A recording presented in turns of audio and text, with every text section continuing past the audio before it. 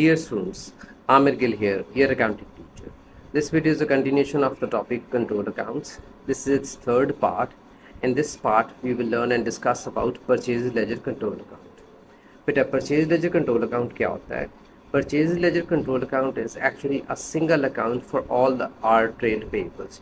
यानी कि हम अपने सारे ट्रेड पेबल्स का, यानी कि क्रेडिट सप्लायर्स का, यानी कि जिन लोगों से हम गुड्स उधार पर ख़रीदते हैं, उन सभी ट्रेड पेबल्स का एक सिंगल अकाउंट बनाते हैं, तो that is known as purchase ledger control account. बेटा ये चीज़ पढ़ाने के लिए मैंने एक छोटी सी एग्जांपल लिखी हुई है। Let's have a look at the required part. Required part देखें, लिखा है draw purchase ledger control account for the month of October. So today we will prepare purchase ledger control account for the month of October. Let's read the question from the beginning. The following information is available for the month of October. Purchase ledger balances as on October 1st 12,800.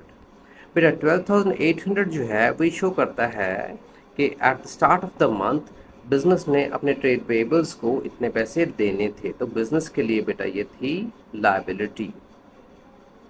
Liability की nature होती है credit, तो आपने purchase ledger control account में अक्टूबर 1st का balance लिख देना है क्रेडिट साइड पे, बैलेंस ब्रॉट डाउन 12,800। बेटा ये वाला टॉपिक समझने के लिए आपको ये रूल हमेशा याद होना चाहिए। मैंने ये रूल इम्पोर्टेंट हेडिंग दे के लिखा हुआ है कि जब बिजनेस पर लायबिलिटी इंक्रीज होती है तो हम उसे क्रेडिट साइड पे रिकॉर्ड करते हैं, यानी कि राइट हैंड साइड पे, और जब लायबिलिटी कम होती है तो हम उसे डेबिट साइड पे रिकॉर्ड करते हैं। Let's carry on. नेक्स्ट लिखा है totals for the month of October. Credit purchase 27,500।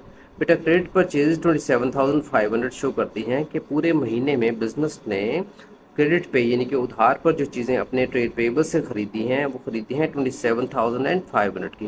बेटा जब हम उधार पर गुड्स ख़रीदते हैं तो हम पे लायबिलिटी बढ़ती है। रूल कहता है जब लायबिलिटी बढ़ती तो हम उससे क्रेडिट साइड पर रिकॉर्ड करते हैं, तो अपने अपने ट्रेड पेबल्स को क्रेडिट कर लेना है बाय 27,500। डिटेल में आपने लिख देना है परचेज।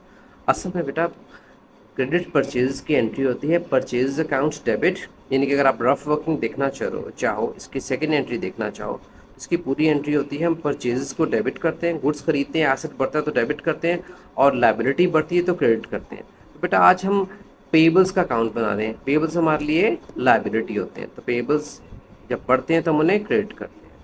नेक्स्ट है परचेजेज रिटर्न या रिटर्न आउटवर्ड्स 1940, यानी कि बिजनेस ने पूरे महीने में $1940 के गुड्स अपने ट्रेड पेबल्स को वापस कर दिए।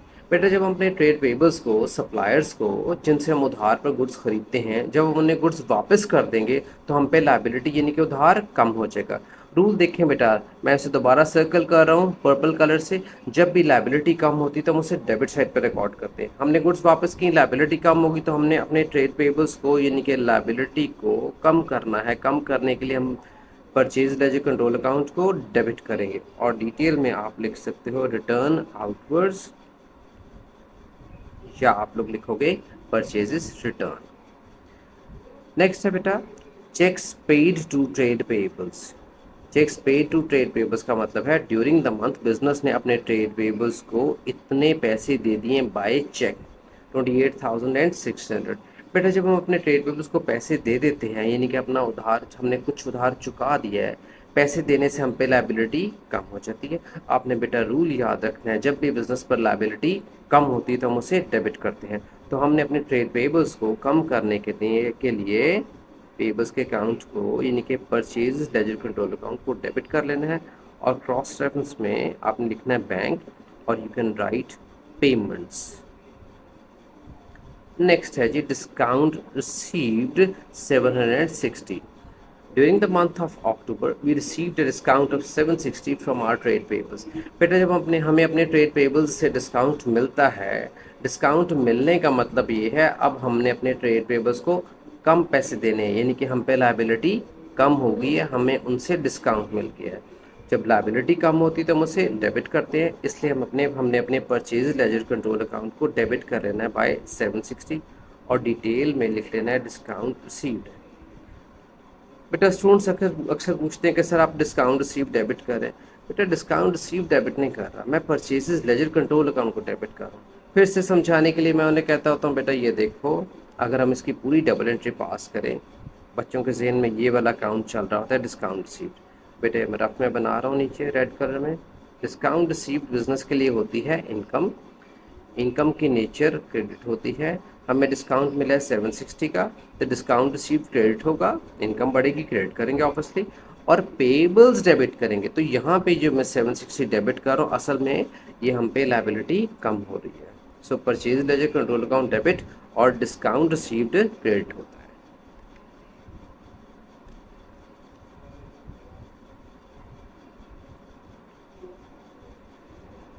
जी, नेक्स्ट है सेट ऑफ की एंट्री। सेट ऑफ कॉन्ट्रा या purchase ledger balances set off against sales ledger balances, या इसे कहते हैं sales ledger balances set off against purchase laser.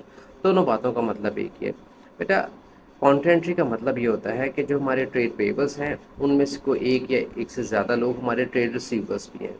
तो अगर हमने किसी पर्सन के पैसे देने भी हैं और उससे पैसे लेने भी हैं, तो उसको कैंसिल करने के लिए जो हम एंट्री पास करते हैं उसे बेटा कॉन्ट्रा एंट्री बोलते हैं। कैंसिलेशन का मतलब ये है कि अगर हमने किसी के पैसे देने उसे कैंसिल कर रहे हैं तो हमारी लायबिलिटी कम हो रही है, और उसी बंदे से हमने पैसे लेने भी हैं तो रिसीवेबल का बैलेंस भी कम हो रहा है। तो कॉन्ट्रा एंट्री बेसिकली करती क्या है, हम अपने ट्रेड रिसीवर्स और ट्रेड पेबल्स को दोनों को आपस में कैंसिल करते हैं। कैंसिलेशन से दोनों के बैलेंसेस कम हो जाते हैं, लायबिलिटी भी कम हो जाती है और ट्रेड रिसीवर्स यानी कि एसेट भी कम हो जाता है। हम लोग आज बना रहे हैं अपनी लायबिलिटी का, पेबल्स का काम।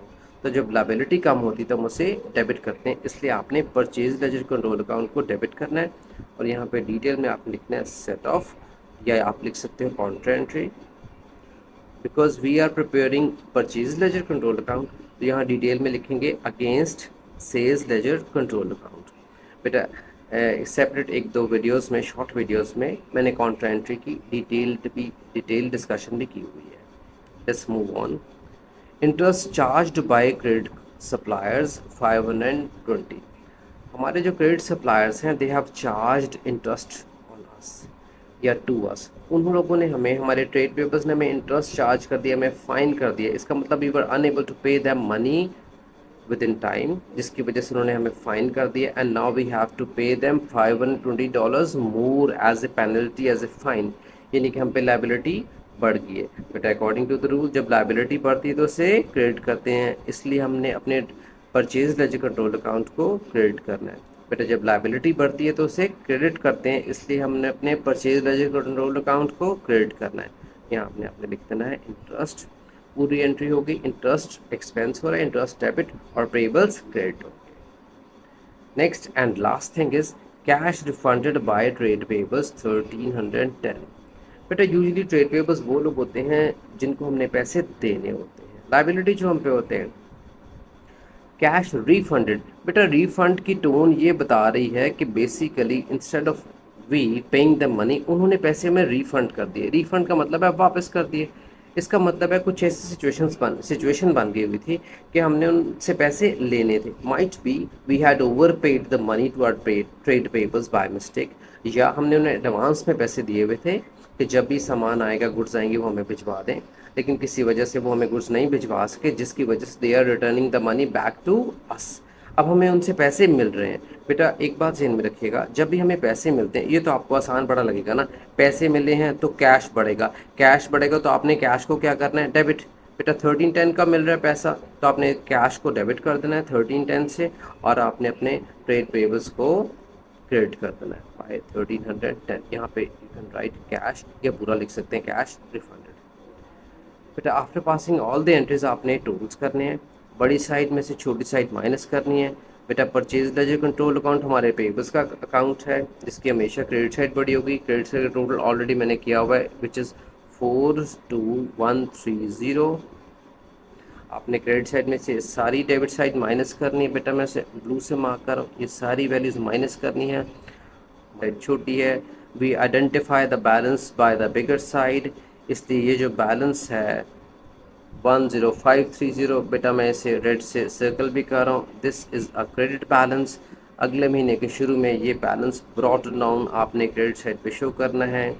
क्रेडिट बैलेंस शो करता है this is our liability and we owe them this much money, liability बेटा हमारे लिए। एक इम्पॉर्टेंट चीज़ बेटा जो आपने इस टॉपिक में याद रखनी है, मैंने स्टार लगा के ये रेड से लिखा हुआ है, उसे हाईलाइट भी कर रहा हूँ मैं येलो से, कैश परचेज। अगर आपको पेपर में कैश परचेज की इन्फॉर्मेशन आए तो बेटा आपने कंट्रोल अकाउंट बनाते हुए उसे बिल्कुल इग्नोर करना है, because trade payables are the people from whom we buy goods on credit. तो कैश परचेजेस हमारे परचेज ledger कंट्रोल अकाउंट में आती ही नहीं है। I hope you understood the topic.